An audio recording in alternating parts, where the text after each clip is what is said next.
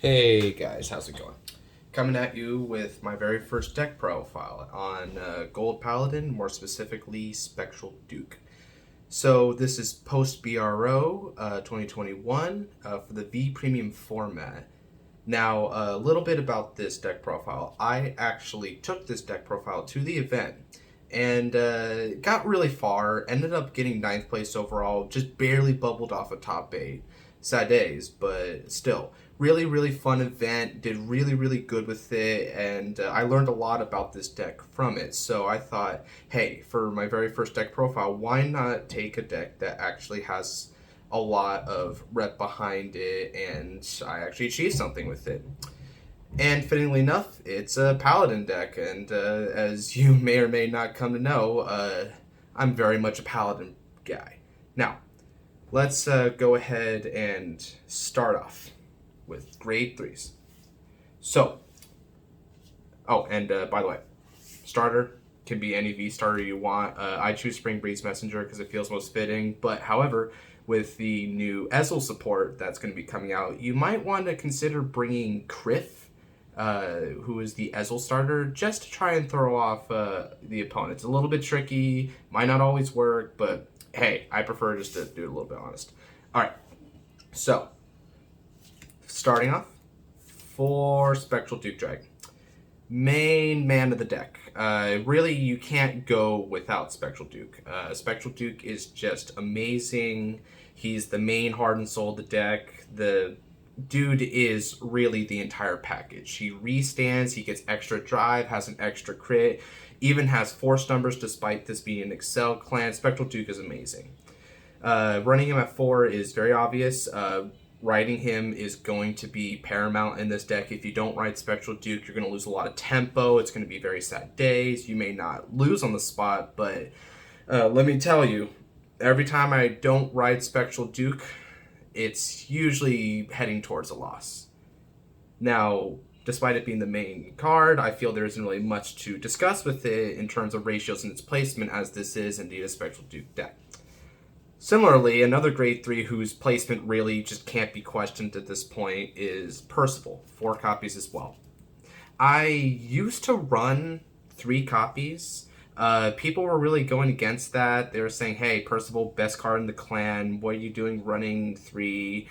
And I was like, hey, but you know, there's cost to it. I don't always need it. Getting Excel markers in the late game isn't always that necessary. They're like, you fool. And eventually I came to realize, huh, you fool. This is indeed the best card of the clan. So yeah, running for Percival. Now, something to note about Percival here is if you do not ride Duke for whatever reason, you had a really bad hand or just some other shenanigan pops up, it's Vanguard, right? Everything can happen. This can be a alternative ride target. Open on can be. His main skill is Vanna Rear, so it still applies, but he does have an additional skill, which those of you who are more astute or have also come into the situation may or may not remember, which is he gives 5k to all of your units on Excel Circle when he's the Vanguard. Just continuous skill during your turn. Pretty nice. Now, it's pretty solid buffing, but to be quite frank, that buffing isn't going to matter too much necessarily, because one of the big cores of this deck is going to be numbers. You got to make very good numbers, very good columns, very relevant attacks. If they aren't relevant, then you're going to hurt. And in that vein, Percival here giving 5k isn't really going to do that much on Excel 2s. Now, if you're a mad lad new at Excel 1s, I don't recommend it. Excel 2 is the way to go. Then, okay, fine. Then the extra 5k will matter, because then your grade 2s and grade 1s can actually get over defensives. But other than that, don't really recommend it. Percival, though, as a rear guard, Très Magnifique. Absolutely perfect. Getting extra Excel markers, gotta love it. And as a tech choice, I have debated between a couple different ones for the Stray grade 3 and Pelennor. So, why Pelennor? You're like, hey, Godsman, why Pelennor? You fool. What does this thing even do? Or if you do know what it does, you're like, oh, okay, that's pretty spicy, just to use a euphemism. Well, let's be real. no one's going to really see this coming. And having a ride during the battle phase can be really devastating. Now, I'll be quite frank. This did not turn out to be quite as effective in BRL as I had hoped. And this may indeed be one of the things I'm going to take out for a certain Lion Boy that just got revealed a couple days ago. But in the meantime, using Pelennor is great. If you do manage to get his effect off, which for those of you who don't know, he has an auto effect in the hand, which is if your rear guard successfully hits the opponent's vanguard, if their vanguard's grade 3 or greater, so you can't just blow out against a grade 2 vanguard, right? Then you can counterblast 1, soul blast 3. I know, kind of costly. But by doing that, you can ride him from hand. He only gets 1 drive for that turn, but still, the fact that you get an extra Excel, presumably an Excel 2, will offset the loss there. You will still be able to just get a draw off of it. So overall, it's a plus. Couple things to really be careful about with Pelennor, though. One, you gotta be careful about the counterblast. This deck is going to be very counterblast heavy. I mean, just for reference, both Duke and Pelennor frickin' use a counterblast. So already we're going to be looking at some CB, and that's going to be a trend later on. As well as you have to watch out about the ride. See, Duke, we love Duke. Duke should be your vanguard almost all the time, right? So if you ride Pelennor and you don't have a backup Duke in hand for next turn, then you're going to be a very sad guy if you have to fight with Pelennor as your vanguard. He does have a van skill, which is just to CB1 and bounce one of your rear guards back to hand after battle. No one's going to use that skill. That's a total waste of a CB, basically. Aglavale just does it, but with a better cost, which isn't really much of a cost, if you will. But still, an extra attack is great. The surprise factor is really what makes it good. But if your surprise factor isn't going on, then I don't know. That's really up to you. You could opt for another card, Prominence Core. Now, Prominence Core really is a good contender for this. I will admit that Prominence Core probably is a better Vanguard in terms of an alternative Vanguard. I think Prominence Core is probably the best Vanguard that you could ride as an alternative to Duke, even above Percival. But when really looking at it, just the sheer blowout factor of this, this tends to come up more as the extra attack for game rather than Prominence Core for the off chance that you're in a simplified game state and you need to build back a board. It happens, but usually the pieces don't line up, whereas with Pelennor you can line up pieces earlier. Okay, so moving on to grade 2s. We start off with 4 copies of Vortimer because it's the ride chain. For those of you who aren't aware, Spectral Duke was originally a ride chain deck back in the Limit Break era. And so Vortimer is a very fundamental part of that. So this dude is what you want to ride grade 2 all the time.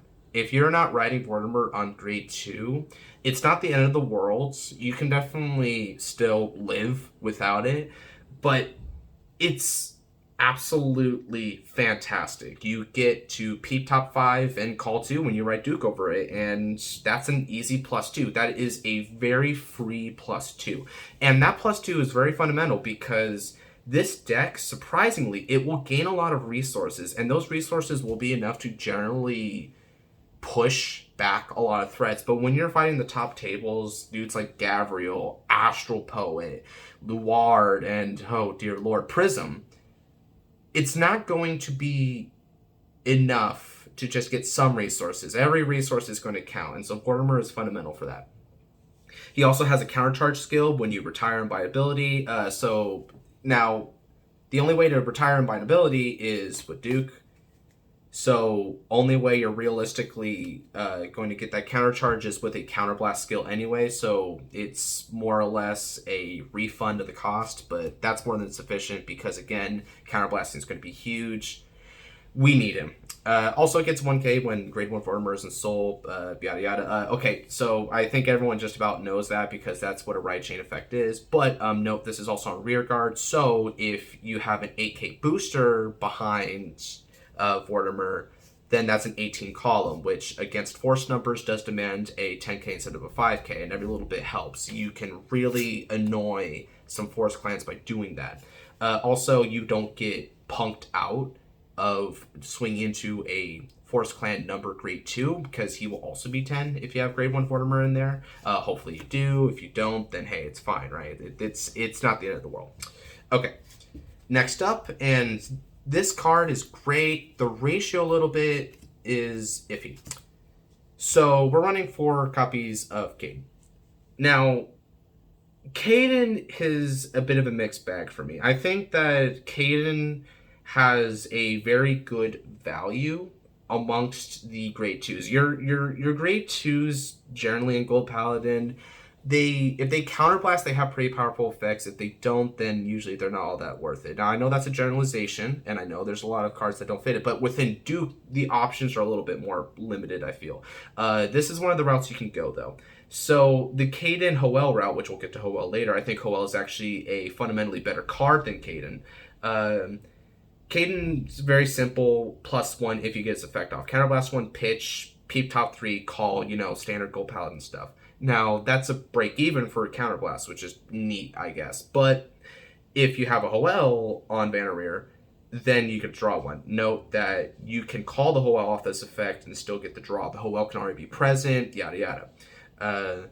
So, because of that, it is a plus, but it's a plus that has a counterblast behind it. So when you're looking at some difficult choices, and I'll just give you an example of this, right? You've got, say, a couple counterblasts to spare. But when we're talking about the main counterblast eaters of the deck, you will often be looking at these 3 lovely gentlemen. So it's like, do you use Percival? Do you use Duke? Do you use Caden? You can only choose 2 of the 3. Tough choices, right? Do I want restanding? Do I want extra Excel markers? Do I need to flood the field better? Generally, Caden comes up short in this department because he is a plus, but so is Percival, marker generation. So sometimes you just can't really afford him within a turn. But when you can afford him, if you've got an extra counterblast lying around, he's good field setup. But mainly, though, what's even more important is his name. His name is going to be relevant because Hoel, who these guys aren't Legion, but they might as well be Legion mates, let's be real. Hoel is going to require him in order to get the most out of his effect. And his effect, I feel, is a much more worthwhile to talk about. Okay, so after that, we talk about if Vortimer was the best grade 2 of this particular deck, then Aglavale may very well be the best grade 2 of Gold Paladin. Now, surprise, surprise, it's the Legion made of Percival, and if Percival's the best grade 3 of Gold Paladin, generically speaking, Aglavale's up there for being the best grade 2. When you suck him up when you suck him up, you can Soul Blast him out, you can discard him, you can get rid of him any way you like. Percival will bring him back. You can call him from deck with Percival. Really, he's amazing in terms of searchability. You can get him off of all the Gold Paladin effects and be like, well, okay, cool, he's a great grade 2, what does he do? Van effects, if you don't ride grade 2 Vortimer, I know, insanity, it happens. He's your second best ride target. CB1, peep top 3, call 1, bot deck others. Simple enough. It's basically Caden, but without the discard, but it's a van only effect. So it's still a +1, and it's a +1 that has some amount of choice to it rather than just a blind call. So that's pretty good. That's a pretty good effect. It generally doesn't work out very well for you, though. That call, that call will get you a resource, sure, but that resource is not going to be immediately impactful. But depending on what you get, you can use that resource later, so you don't feel too bad about it. But the main meat of him is the rear guard. He swings.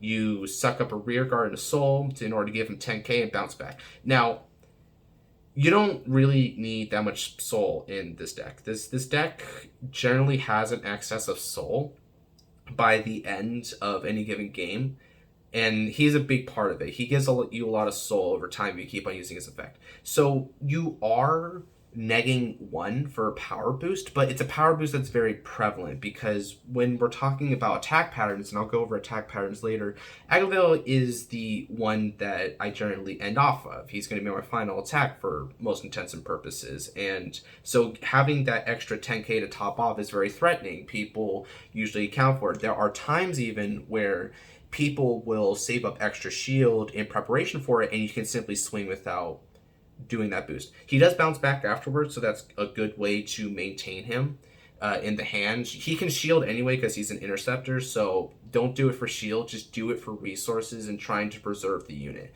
If you have a spare Percival, then you are especially okay to simply intercept with him because Percival will just revive him back anyway. But if you went the bounce route, then Percival can just pitch him and revive him back anyway. So regardless, Aglavale is a perpetual motion machine. He's a great attacker. He can even call stuff, so he's a good vanguard. Overall, generically good unit. I don't really see a lot of decks that are Gold Paladin and V Premium these days that don't run him. Only one being Gurgit. Well, heck, even Gurgit might end up using Aglavale. That's just how good it is. Okay, grade 1s. Grade 1 of Vortimer. We've already had grade 2 Vortimer. We already had the Duke. Clearly, grade 1 Vortimer. He's the beginning of the ride chain. He's really good for that. You ride him as a vanguard, you get to peep top 7 and add either a Duke or a Vortimer. Easy stuff. You really don't have to do any more setup than that. Just ride it. You get a free +1 off the top 7. If it doesn't hit, it doesn't hit, but it's still great. Now, like grade 2 Vortimer, he has an effect when he's retired. It's not a counter charge, though. He just gives 5k to the Vanguard. That's cool, though, because if you use him as a booster for Duke, let's say that's swing, right? And so generally Duke is going to be an extra 1k, so this is a 21k attack, right? Duke, when he restands and retires, if he retires this, he's going to get that extra 5k and this moves to Soul, so that's going to be a good way to help him still have some pretty decent numbers. If you retire multiples of them, then you can even have Duke naturally get over defenses without having to pull triggers. So the power boost is minor. You generally don't try to aim for it, but if you're paying attention to your numbers, which is a big theme in this deck and this entire clan, then yeah, the 5Ks can stack up and make a difference just to keep Duke a nice healthy power, because he is going to be your main swinger. He is swinging twice, he's swinging big, relatively. So that's Vortimer. Not much else to say about it. Next up. 4 copies of Gorba deck. I will be hard-pressed to find a Gold Paladin deck these days that doesn't run Gorba deck. In V Premium, anyway. Premium, yada yada, right? It's your generic grade 3 Searcher. Really. That's just all it needs to be. Grade 3, necessary. Percival, necessary. Pelennor, awesome. Wouldn't recommend adding Pelennor unless you really want it, though, because if you add Pelennor and your opponent is paying attention, then they're going to see the Pelennor. That's a problem. Where's the surprise factor in that? So watch out for that, right? If Element of Surprise is your dealio, try not to add Pelennor and make it public knowledge. Anyway, though, she's still fantastic. And if nothing else, Gorba deck is very valuable for her plus 5k skill. All the grade 3 searchers have a plus 5k skill. Some are great.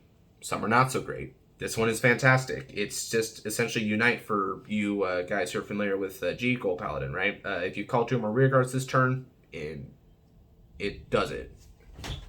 Now, to be quite honest with you, I feel that the 5k boost is a game changer for this particular card because it can make her a 13k booster, or because it's 13k, an attacker. Attacking is going to be a very weird thing in this deck because of the fact that you're riding a Vanguard that retires units. You've got to be careful about what you get rid of. You got to keep a good balance of attackers and defend and boosters. Because she can be both, she's very versatile that way. So even in a simplified game state, she can be unsupported. She doesn't even have to be an Excel marker, and she can swing on force numbers. It's really all you can ask for. And then we're going to be running 3 copies, although this is regrettable. I had to cut this down to 3. I really wanted it to be 4, though, and it may get back to 4 pretty soon.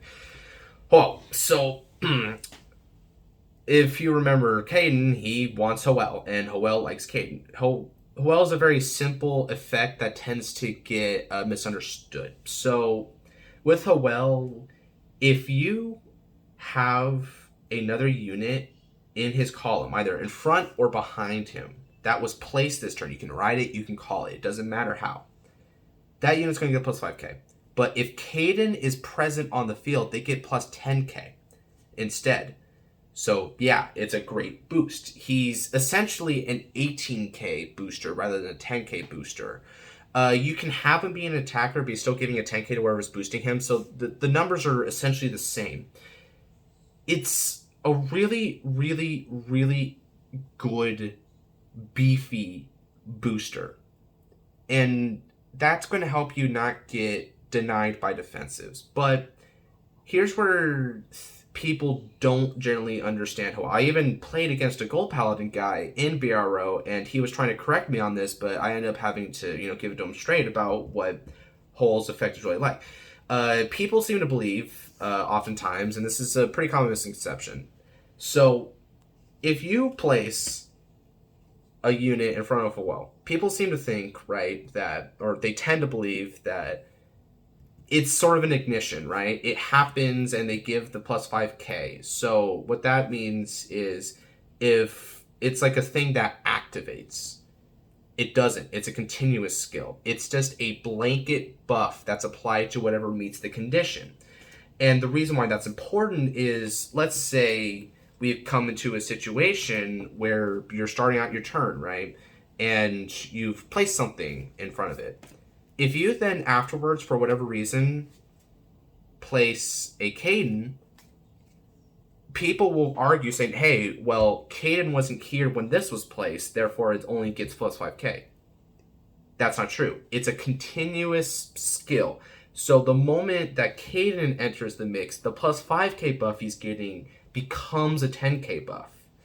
And conversely, if Caden leaves the field, a la Spectral Duke retiring it, then this buff is reduced back down to 5k. So it's a great thing, but it's also a bad thing, depending on what your game state is. So keep that in mind. But anyway, fantastic booster. I've used him a whole lot. As a matter of fact, as we'll go into a little bit of a combo section, I use him a lot for the backbone of my attack formation, my attack strategies. All right, so final grade ones, and then we'll head into triggers. 2 copies of Josephus. So this is where I got a little bit spicy with it. Not too spicy, just a little bit spicy. So for you folks who are more acquainted with the cards of this clan, right, you'll know there's a card named Dindrain. And Dindrain and Josephus have a very interesting set of pros and cons with regards to their effects. People at first glance will look at that and say that they're very similar, but they have a lot of nuances. So just to explain what Josephus does, when he's superior called from the deck specifically, right? So he needs to be called by a card ability from the deck. You can Soul Blast 1 and then countercharge. And then you can Soul Blast again in order to draw a card. So that's a lot to take in, right? But Dindrain, by contrast, was a card that, when called by card ability, didn't have to be from a deck. You can Soul Blast once to either countercharge or to drop. So you got one or the other from her, whereas with this one you can get both. But, of course, because of that, this one is a little bit more specific. It needs to be called from the deck. And in this deck specifically, my only means of calling by an ability is calling from the deck. So because it's via the deck, this makes more sense. And as I said before, there's an excess of soul. So Josephus makes more sense. That said, he's sort of something you have to get lucky with. If you do get him off, right? If you get him off a Caden, or if you get him off a Vortimer Peep 5, or just any sort of superior call you find yourself into, although, albeit those are pretty much the only two where you're going to get him from.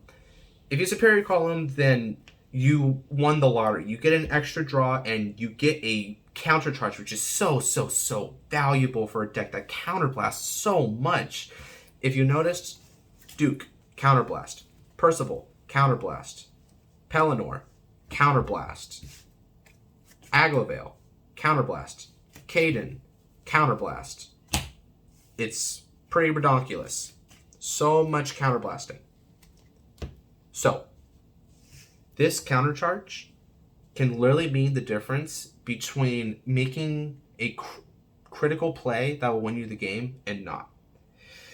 It's just really unfortunate that it's not something you can consistently get out, but I still keep it in here because if I high roll win the lottery, this is going to really help the deck maintain its resources. And also, a Soul Blast 2 is nothing in this deck.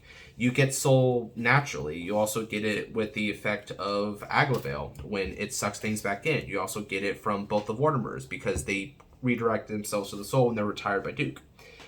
So yeah, Soul, plentiful resources. This is basically the only thing that you're really going to be delving into it for unless you get that Pelennor off. So yeah, all around, he's fantastic. I just wish that you could get him off more often. Oh, and real quick, he also has a van skill. So if you ride over him, then you can look at the top card and you can either call it or leave it there. Pretty good skill. Could be a potential +1, but if you're not +1 with it, then generally speaking, you're going to get a trigger off of it, and that's a good thing. So you can actually call something to rear guard in preparation for that, and then you can swing, and knowing you get a trigger, you can give the boost over there. So it's good days there. I do like it. It's definitely not preferable to Vortimer, but just like with Aglavale versus Grade 2 Vortimer, this is going to be another good ride target if you don't get Grade 1 Vortimer. Trigger lineup. This is fast. 4, draw PG. Explanation? Don't need one.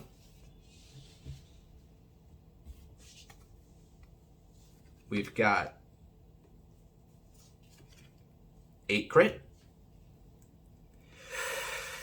Crits are really good. Now, I guess just to briefly put it out there, yes, fronts are a thing, but this is a deck where you're literally picking off your units.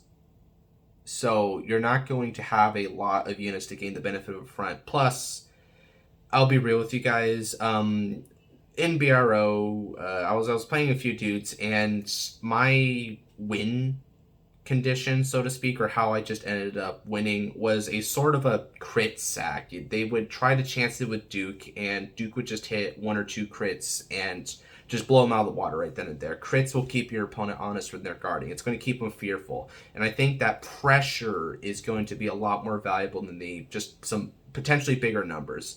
Because at the end of the day, your opponent can handle bigger numbers, but the potential just to like get hit for lethal like out the blue, they can't handle that so much, I feel.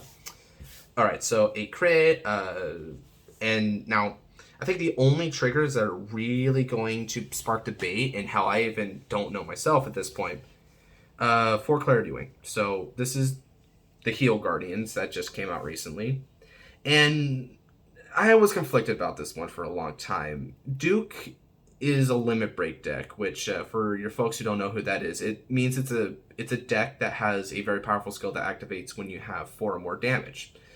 So clearly it's more of a mid to late game deck. So a card like this, which prevents early rush, may not necessarily seem that valuable. But in a format where Hamiel exists, and so does Luard, and just the Overlord as well, decks that can really just rush you out of the water, I got really afraid of that.